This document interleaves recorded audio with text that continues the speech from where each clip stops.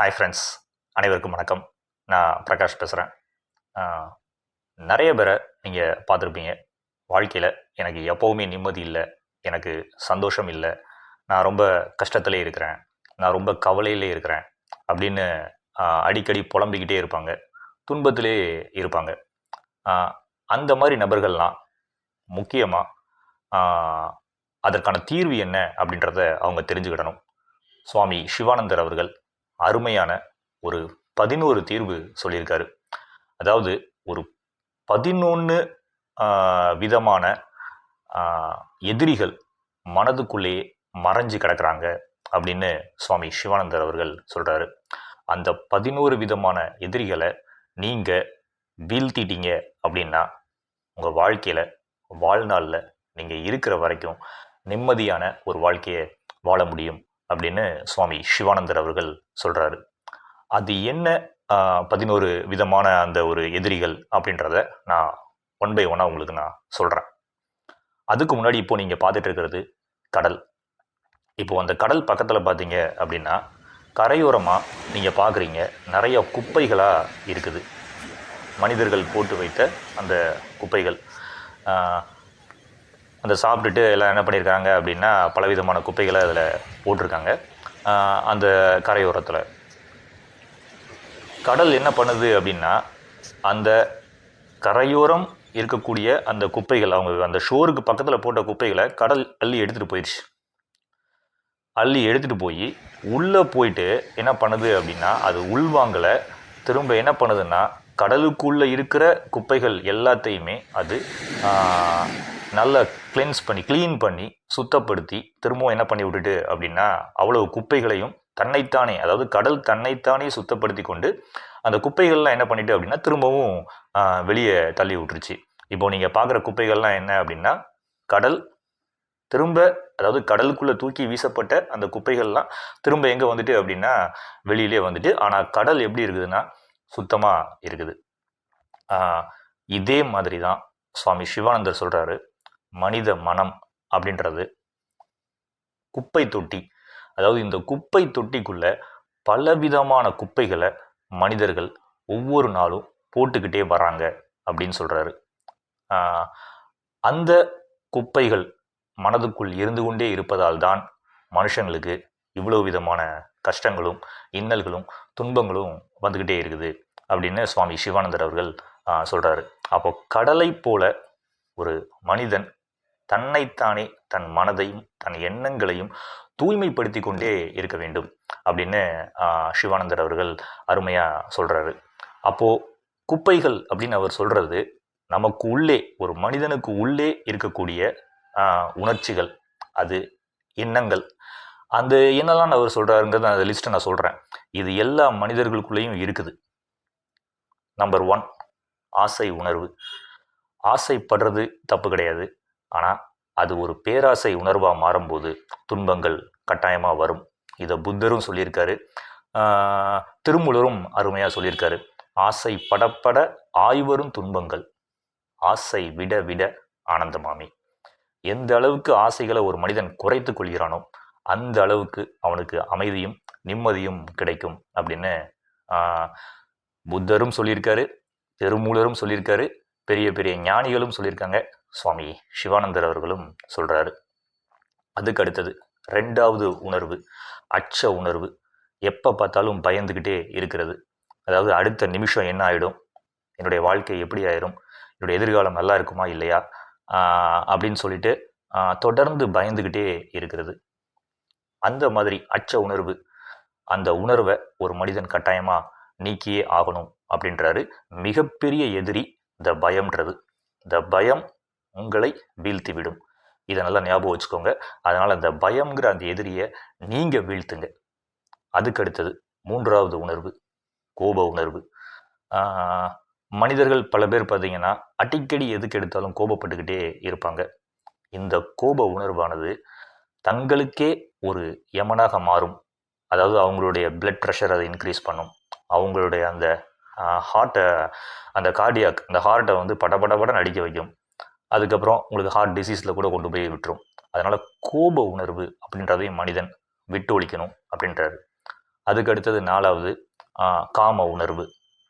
இதையும் கட்டுக்கடங்காமல் மனிதர்கள் பல பேர் கட்டுக்கடங்காத அந்த ஒரு காம உணர்வை வெளிப்படுத்துறதுனால தான் தவறான செயல்கள் செஞ்சு சிறை தண்டனையெல்லாம் நம்ம பார்க்குறோம். நம்ம இப்போது வாழ்நாளையே தொலைச்சிடுறாங்க.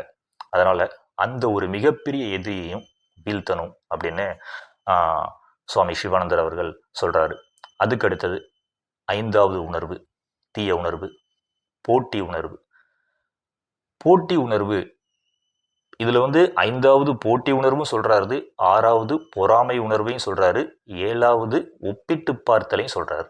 ஒப்பிட்டு பார்த்தல். அப்போ 7வது ஒப்பிட்டு பார்த்தல், 5வது போட்டி உணர்வு, 6வது பொறாமை உணர்வு, 7வது ஒப்பிட்டு பார்த்தல் உணர்வு. அப்போ போட்டி போட்டுக்கிட்டே இருக்கக்கூடாது. போட்டி போட வேண்டியது யார் கூட அப்படின்னா உங்களோட தான், உங்கள் மனசோட தான் நீங்கள் போட்டி போடணும் அப்படின்னு சொல்கிறாரு. இன்னொரு நபர் கூட கிடையாது அப்படின்னு சுவாமி சிவானந்தர் அவர்கள் சொல்கிறாரு. இந்த போட்டி உணர்வு தான் என்ன ஆகும் அப்படின்னா பொறாமை உணர்வாக மாறுது.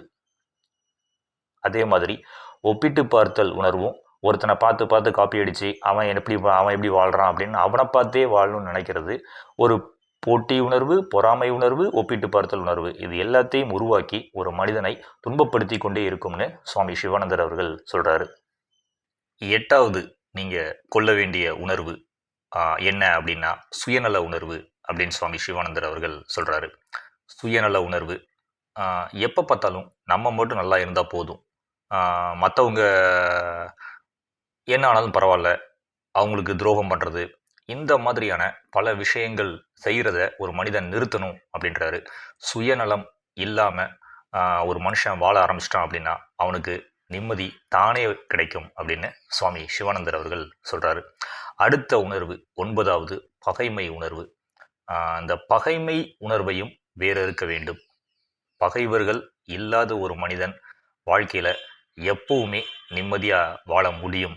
அப்போது மனசுக்குள்ளே இருக்கிற அந்த பகைமை உணர்வையும் வேறறுக்கணும், அந்த எதிரியையும் கொள்ள வேண்டும் அப்படிங்கிறாரு சுவாமி சிவானந்தர். அதுக்கடுத்தது 10வது வெறுப்புணர்வு. ஏதோ ஒரு காரியத்தை நினச்சி எப்போவுமே வெறுப்பாகவே இருக்கிறது. எனக்கு அது பிடிக்கல, இது பிடிக்கல, இவனை பிடிக்கல, அவனை பிடிக்கல அப்படின்னு எப்போ பார்த்தாலுமே சலிப்போடு இருக்கிறது, எல்லாத்தையுமே வெறுக்கிறது. இந்த மாதிரி ஒரு மனம் இருந்தால் அந்த மனம் துன்பப்பட்டு கொண்டே இருக்கும்.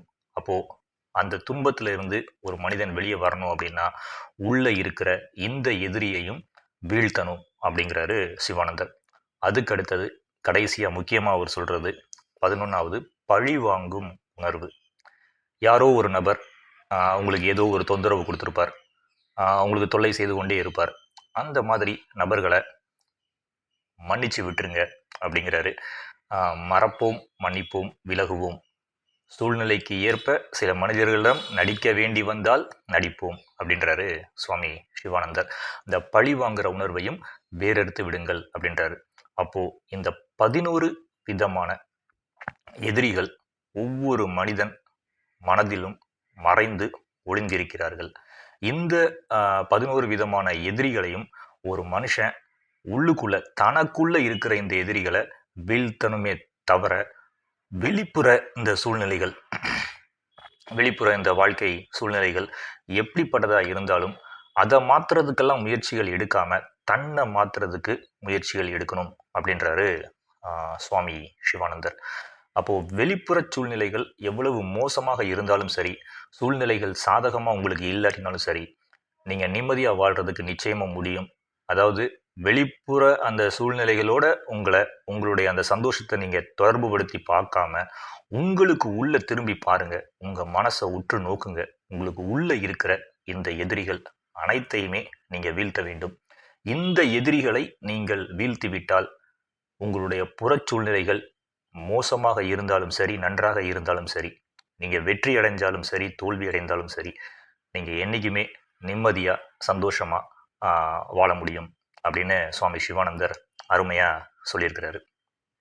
அதனால் உனக்கு நீயே எதிரி, உனக்கு நீயே ஆணி அடித்து கொள்ளாமல், உனக்கு நீயே எதிரியாக மாறிவிடாமல், உன் மனதை உனக்கு எதிரியாக நீ திருப்பி விடாமல் இருக்க வேண்டுமென்றால் உள்ளே இருக்கக்கூடிய உனது பகைவர்களை நீங்கள் வேற இருக்க வேண்டுமே தவிர வெளியில் இருக்கக்கூடிய ஒரு சூழ்நிலைகளையோ இல்லாட்டினா மனிதர்களையோ சண்டை போடுறது, அவங்கள மாற்றணும்னு நினைக்கிறது, வெளிப்புற சூழ்நிலைகளை கட்டுப்படுத்தணும்னு நினைக்கிறது, இதையெல்லாம் விட்டுவிட்டு உங்களை கட்டுப்படுத்த கற்றுக்கொள்ளுங்கள் அப்படிங்கிறாரு சுவாமி சிவானந்தர். உங்களை கட்டுப்படுத்த நீங்கள் பழகிவிட்டால் உங்கள் வாழ்க்கையில் உங்கள் பயணம் முடியும் வரை நீங்கள் நிம்மதியாக சந்தோஷமாக வெற்றிகரமான ஒரு மனிதனாக வாழ முடியும் அப்படிங்கிறாரு சுவாமி சிவானந்தர்.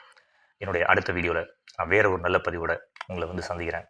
அது வரைக்கும் உங்களிடமிருந்து விடைபெறுவது பிரகாஷ். நன்றி, வணக்கம்.